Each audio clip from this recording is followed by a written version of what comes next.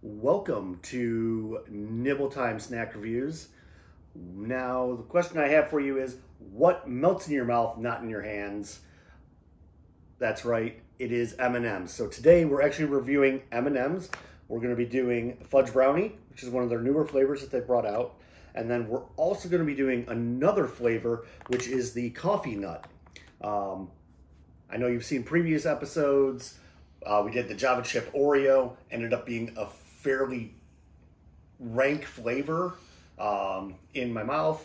So I'm excited for the coffee part of it because I'm a big coffee drinker, but I'm also a little bit hesitant with it, so we'll see how it plans out. As always, we're going to go ahead and start off with some facts about M&M's. So we're going to take ourselves down a little pathway to the past. 1937.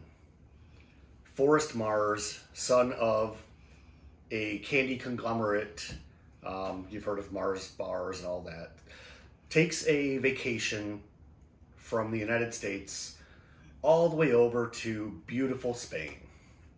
While he's in Spain, he witnesses some soldiers eating little chocolates out of their hand, and he's just astounded in this beating heat in the summer of Spain that these little candies, they're not melting.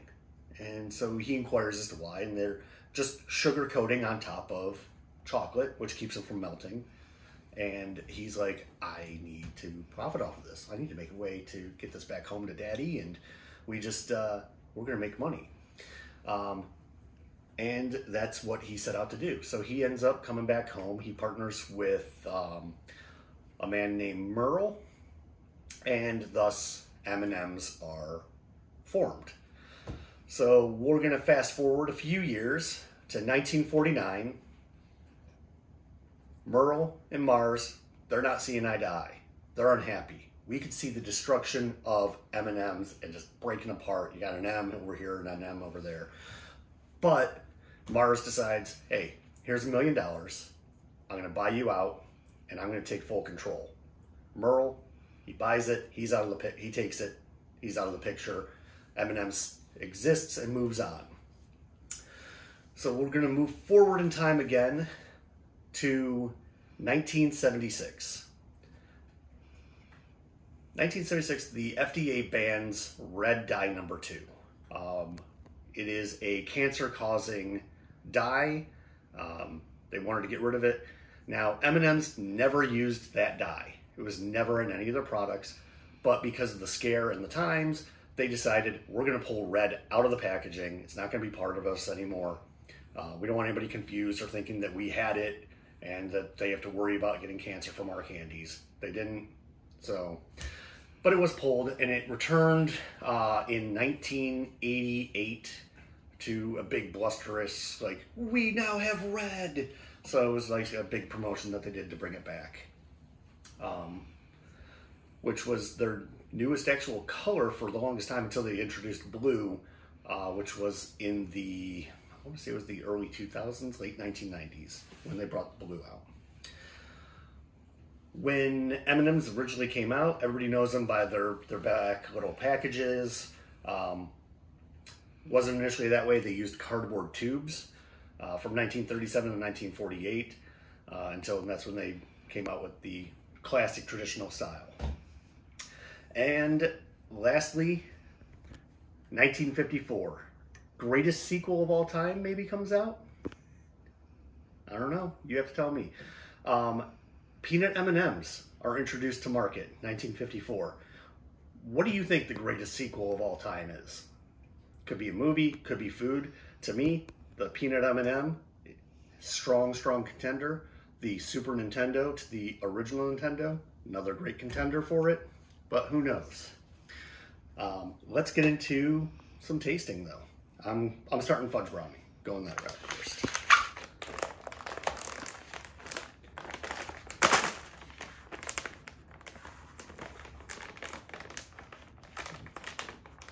It doesn't want to open.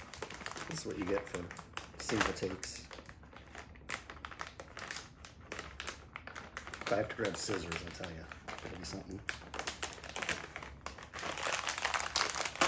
so I can just do that. I'm gonna grab some of the red ones. You know what? Red's back. 2, 1 for each side to get the full flavor.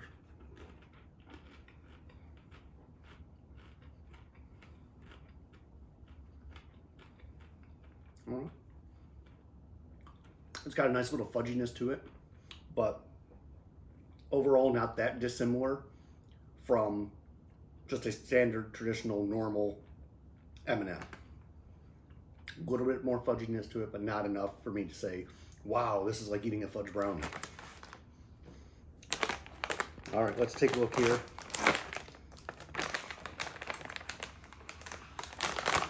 See, that time it worked. All right, so we've got, looks like 3 different colors for the nut. These were all standard ones, so I didn't bother to pull them out. All right, so we're gonna do 2 on one side, 1 on the other.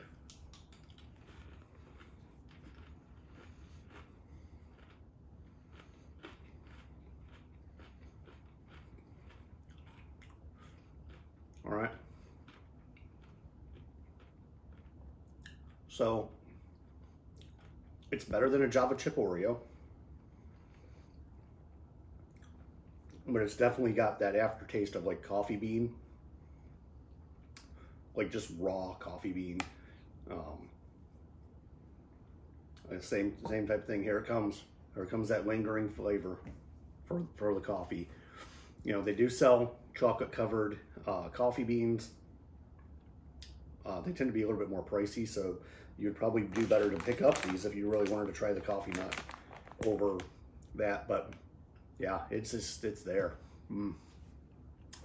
Yeah, I was worried, rightfully so. All right, review time. Fudge brownie, nothing super special about it. It's very much like a standard one with a little bit of extra fudginess to it. I'm gonna go ahead and say it's probably like a 75 is where I'd put it. It's nice, it's average, it's good. Coffee nut, it's better than Java chip Oreos, 100%. But again, it's got that lingering flavor to it that it's just not going away. So I'm gonna go ahead and give it a 48. So that's our M&M's review for these 2 flavors. If you've got ideas of what you'd like to see, let me know. Let me know what you think the greatest sequel is of all time. Go ahead, please like, subscribe, share this with somebody who loves M&M's and loves coffee. So thanks for watching.